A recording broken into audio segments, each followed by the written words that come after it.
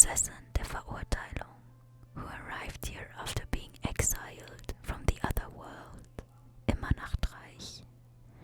She observes and weaves the threads of fate, together with her talking night raven familiar Oz. Owing the reasons she cannot and Oz will not explain, Fischl now serves the Adventurers Guild as an investigator. As an investigator for the Adventurers Guild, the single biggest advantage Fischl has over her peers is Oz. My lady, please stop sending me out to spy on Storm Terra. The chap could eat me for breakfast. Well, I'm so puny I probably wouldn't even get caught between his teeth. But anyway, I don't want to die. You're supposed to be my familiar. Not everyone gets to be the Prinzessin der Verurteilungsfamilie. Do you understand? Consider it your honor to dedicate your life to serving me. Fischl is able to see through Oz's eyes whenever she wants to. She possesses Oz and looks down upon the earth from the sky. Whether she wants to inspect the flora on the Stormbearer's Mount or observe a disturbance in Wolfendom, through Oz she can see anything and everything. Thanks largely to her unique ability and, to a lesser extent, to her own effort and peculiar personality, Fischl quickly went from the rookie investigator of the Adventurers Guild to a respected rising star of the organization. She's certainly done well for herself. She only landed the coveted position of investigator at age 14. In the first place because her parents managed to persuade the guildmaster. Then again, would they really have had too much persuading? If she's the Prinzessin der Verurteilung, one can only assume that would make them the Kaiser und Kaiserin der Verurteilung. It's said that there's currently a official dictionary in circulation among the adventurers, namely, a book that aims to translate Fischl's peculiar way of speaking into something more understandable. For example, I hear, echoing in the abyss of time, the burning winds of the old, all of which shaped the spire forgotten in the torrents of Calmer, would translate into Stormterror's lair. Servants of the Verurteilung name, as you have requested, prepare to receive the great wisdom of the Prinzessin, would be. I'll look into that and let you know as soon as possible. Rejoice, oh, your servants who long for the blessing of the Prinzessin. Venture now deep into the battlefield with hearts of the tiger means that the initial investigative work has been completed. All has been written in this tome of dark prophecies simply means that her journal has been updated with the latest reports. However, the Fischl dictionary is actually just an in-joke, not a real book. Those who are familiar with Fischl concentrate on what she means to say, not the way in which she says it. She notices and takes it as a sign of true respect. So, you do understand.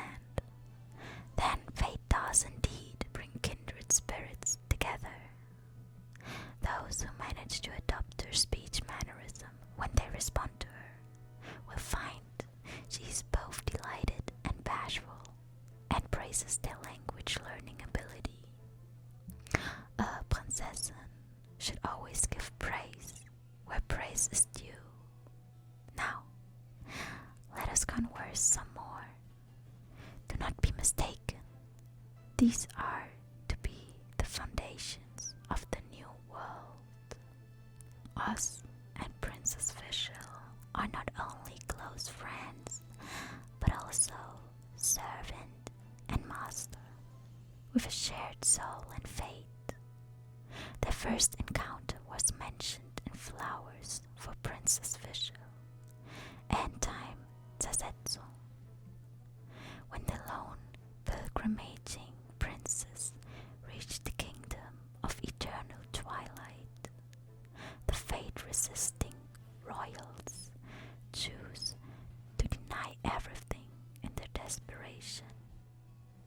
They refuse to recognize Fischl's noble stature and mission as the princess of the Immernachtreich, denied their 13,000-year lineage as a branch of the royal family, and forsook their own nobility and restraints as humans, devolving into clumsy and vicious beasts. In the palace of twilight, and amidst the teeth of the beasts, the princess shed her sacred blood on the ancient emblem. At the moment of her peril, the dark wings of the night ripped the trapped, wounded princess from her despair and took her under its wings. Following the scent of her noble blood, Osvaldo Fravnavins, the king of ravens, came to the princess and pledged his eternal loyalty. "What books did you read today?" her parents asked her on one of the rare occasions that they were home between adventures. She proceeded to tell them the stories she had read from her favorite series. And then he said, "Fischl von Luftschloss, na wie dort, you are the Prinzessin der Verurteilung. My proud daughter, you shall never surrender your nobility and dreams." "Oh, that's a lovely story, since you like it so much. How about I call you Fischl too?" Her father smiled, put his hands on her head, and repeated the words from the story to her. "Fischl, you are my wonderful princess and my proud daughter. You shall never surrender your nobility and dreams." These kind and loving words lit up her world. However, the time with her busy parents was always fleeting. Unable to fit in with her peers due to her obsession for fantasy novels, she often felt lonely and sad. At these times, she would remind herself, "I am Fischl, my daddy's wonderful princess. It's true, because mommy and daddy said so. Never will I surrender my nobility and dreams, for they are a princess' rite of passage."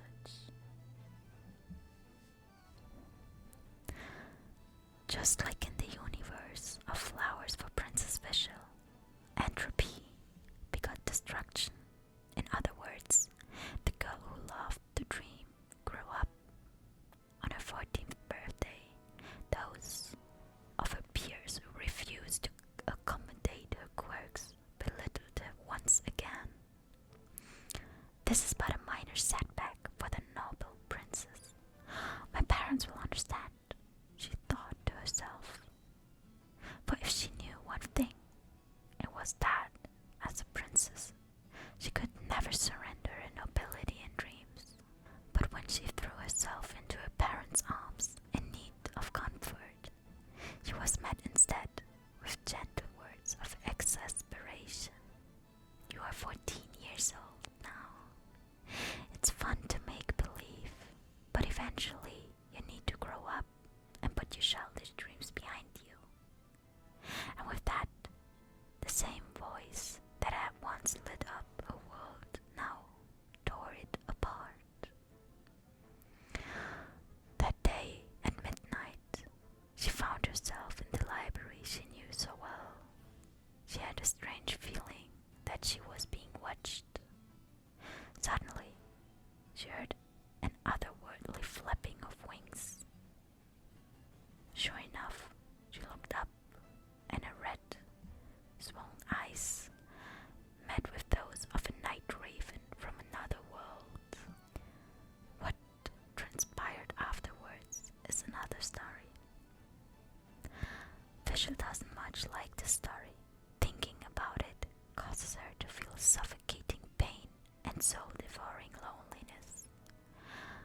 Maybe one day the story will be written, but that would be story, not Fischl's. Fischl has but one identity. She's a princess. As long as she remembers this simple and perfect logic, with a little bit of nobility and touch of kindness from others, nothing can ever hurt her. Things are looking up for Princess and Fischl these days. Not only does she have us, but she has finally met her traveler, who just like her, comes from a different world. Flowers for Princess Fischl, Phantasmagoria. The novel series Flowers for Princess Fischl is available as a collectible set due the tiny numbers in circulation. It is a priceless commodity amongst loyal fans of the author. But no matter how elegant these works are aesthetically, their worldview remains incredibly bleak. Every good, bright, and noble thing must eventually fall to inexorable, entropic destruction, and the final destination of the universe is the realm in waiting of the Prinzessin, immer Nachtreich. This is the fate of all worlds, of the universe, and all who live in it. And the Prinzessin and their loyal companion, the night-savoring raven Osvaldo Ravnavens, are the world beast who will swallow all dreams. At the very end, at the end of Karma itself, she will grant all the gathered souls her benediction and use her thundering retribution to cleanse all that is ugly and wicked. The Princessin will then set her own heart ablaze, and the universe shall be born anew in its immortal light. But before all this can come to pass, the Princessin must first roam many universes and see countless new sights. Thus, it is perfectly within the spirit of the original work that the Princessin should be stuck as an investigator for the Adventurers Guild in a slightly backward world. Just a little twist of fate, nothing more. The Princessin will come to understand someday that each moment of her life, no matter how insignificant their little twist could be, is to be treasured. After all, the Princessin's very own Phantasmagoria is made out of one such as these. So, is us just an imaginary friend who only exists as a figment of Fischl's subconscious? Our story begins with the royal heirloom, Edelstein der Dunkelheit. That is to say, Fischl's vision. When her wish was acknowledged, the raven Oz and her vision both appeared before her eyes. That night at dinner, Oz got on most well with Fischl's parents. Ah, mein Kaiser und Kaiserin der Verurteilung, forgive mine overstep, but the beans in your house are too delicious. Oh, then please help yourself. This is the first time Little has met a friend she can bring over for dinner. Since she turned 14, this is a special occasion. What are you saying? One does not simply go forward with the plebeians. And that's what happened. For all intents and purposes,